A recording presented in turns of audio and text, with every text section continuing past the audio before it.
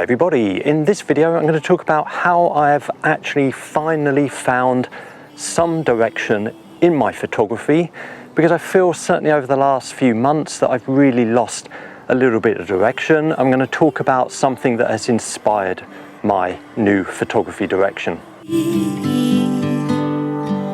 Words are spoken. So I've been looking at some older photography, not my photography, but photography from people back in the 1970s.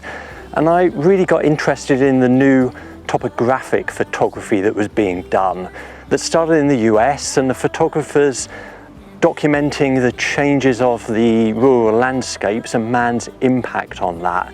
And these photos really spoke to me in a certain way.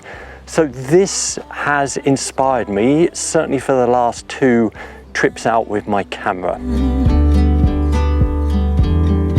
I imagine you right here with me.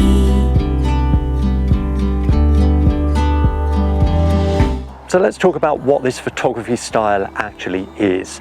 So firstly, everything is in monochrome. It's also low key. So it really is a low contrast style of photography, which I find I really enjoy. As I already said as well, it's about man's impact on the landscape. So looking at the rural landscape and the man-made elements within it, which again is something that I really enjoy. Now you'll see when I come to edit all of the photos, you'll notice that the sky I'm using as this blank canvas to some degree. I'm using a sky, I'm deliberately brightening the sky because I want the focus of the photos to be the land. That's the important part. The sky is very much that secondary or even tertiary player in the shot. Wide open. I imagine you right here with me.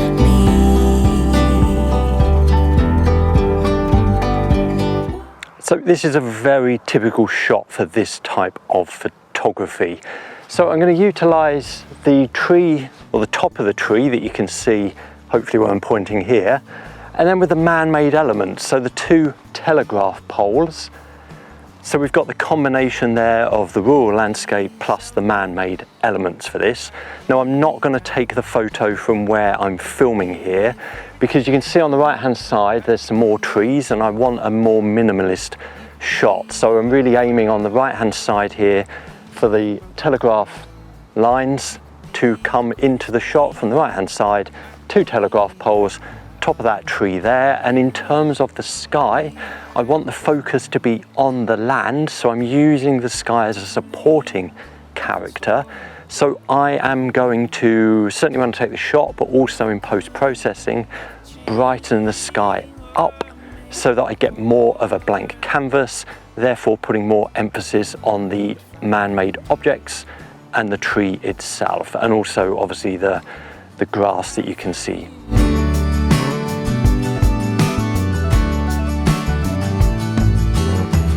You could be going places, I could be tying laces. So personally I find that I really don't want to just 100% copy to the letter a style that I've found. So whilst I am moving into this direction, I am going to do some variations on these things. The previous video I made with this style of photo, you would have seen that there are a few variations on that. Sometimes I am slightly darkening the black tones.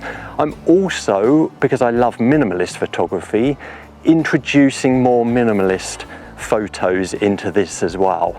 So as I said, it's not about copying. I really don't like copying. It's about adapting a style and putting your own stamp on that style.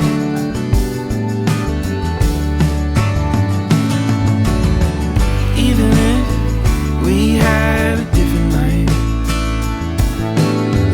different names. So here's another example of this type of photography. We have the wheat or rye field here. the tractor lines, and I'm going to also include in the shot the telegraph poles and the telegraph lines, because they're also going in the same direction, so they mirror the tractor lines.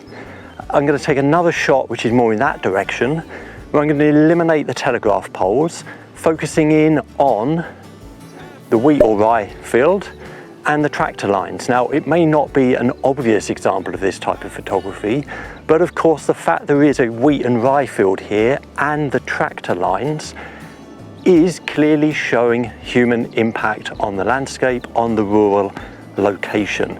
And once again, the focus is going to be on the ground, and I'm going to use the sky as a more of a blank canvas so that the eye is drawn more to the images on the ground. You could be a fairy tale and I could be a chimney. You could be a wild flower, I could be a broken tower. You could be the queen of